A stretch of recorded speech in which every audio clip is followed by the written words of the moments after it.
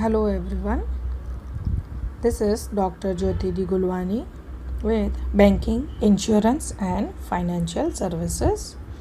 As we have started with chapter number 1, Introduction to Banking. Now today we are going to learn new topic, that is Know Your Customer. In short, it is known as KYC. This is very well known word in this current age, and here we have to learn certain guidelines. Actually, these are not the guidelines, but this is a knowledge related to KYC. First of all, what is KYC? Actually, KYC is a identification process. Whose identification process is this? It's a identification process of a customer who have opened the account into the bank. Why customers are to be identified? Actually, they are identified for ownership of the accounts, mainly to know that who is the owner of a particular account. Then, which kind of income is coming into the particular customer's account, to know this, as well as which type of nature of customer business is there. If you have opened your salary account, or if you have opened business account, or it is open for any other purpose, mainly it is for the purpose of to know type of account, to know the owner, to know the generation where a particular person is doing the expenses. For all these things, mainly KYC is generated by the bank. That is, bank is doing this customer identification. Sometimes there are certain risks also with the bank. If any unknown person who don't have any identity, who don't have any proofs of their own identity, if they are opening the bank account, then it will create certain risks to the bank. That's why bank is going with this KYC, that is know your customer. Now let us firstly understand who is a customer. We have deeply understand there are 4 type of customer in banker and customer relationship. So we are not going today in detail of the types of customer, but just remember that one person who maintains an account or has a business relationship with the bank is known as a customer. 4 types of customers are there. Then one who uses account on behalf of other beneficiary. Means what? Suppose if you are a parents and you have opened bank account for your children's, then you are right now just using the bank account on the behalf of a particular person. So you are also known as a customer of the bank. As well as for certain transaction, certain professional intermediaries are also working with the bank. Now who are these intermediaries who are professionals? So you can say that stockbrokers, chartered accounts, solicitors are the actually professional intermediaries who works on behalf of you in the bank. That is, if you are dealing into the share market to purchase shares, debentures, bonds, etc., then you are allowed, you have allowed to certain brokers to work on behalf of you. So they are also known as the customer of the bank. Basically 4 type of customers are there, but who is actually a customer? So again repeating with the bank, and in relationship there are 4 type of customer. Then the person who works on behalf of the beneficiary. That means if you are parents of your child, then you are a customer of the bank, and certain professional intermediaries are also known as the customer of the bank. Now let us understand point number 2. What is KYC policy? KYC policy, actually, as I said, that it's a only procedure, or it's a guideline circulated by RBI on 29th November 2004. For all the banks, those who are working, only for them it is issued by the RBI, and it is having this four elements.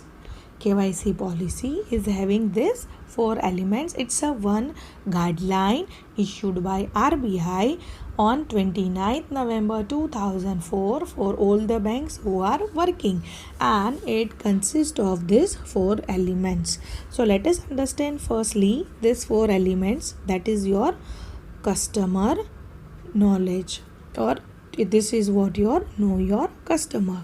So under that, point number one is, what is a customer acceptance policy?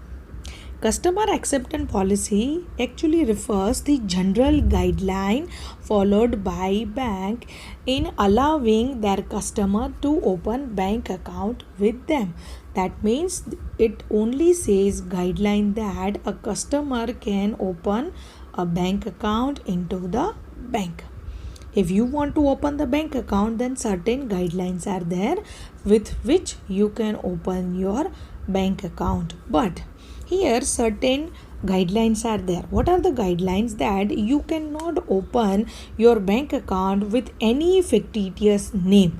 That means it is to be opened with your name only. You cannot open it with any other unidentified person, or you cannot open a bank account with the criminal background, or if it is banned by the government. If you have criminal background, if you have done certain crime, then you cannot open bank account with the bank. Or suppose if you are banned by the bank because of any certain reasons, then also you cannot open the bank account. So what is a customer acceptance policy? It's a policy, or you can say that it is a guideline to open bank account with the bank. What is the guideline? That is, you cannot open it with any other fictitious name, or you cannot open bank account with a criminal background, as well as if you are banned, then also you cannot open the bank account. This is a acceptance policy. That is only the guidelines related to opening of a bank account. Number two is, what is the customer identification procedure? Here customer should be identified. Suppose if you are a customer of a bank, how bank will identify the you? They will identify you through reliable and independent documentation with the data and informations. Now, which are these reliable independent documentation? You can say that you are having your PAN card, you are having your driving license, as well as your name is there in your ration card. These are main the sources, reliable sources or documents of your identification.